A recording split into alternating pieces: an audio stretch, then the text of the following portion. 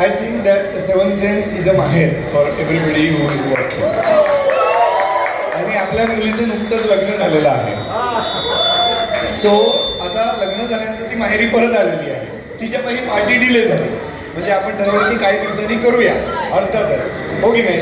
तर मी तिला रिक्वेस्ट करतो की तिला ओवाळायचं. मग आपण तिला साडी चोळी वगैरे असं देतात. Gift voucher to him. कारण म्हणजे त्याची साईज मला माहीत नव्हती. So we are doing that.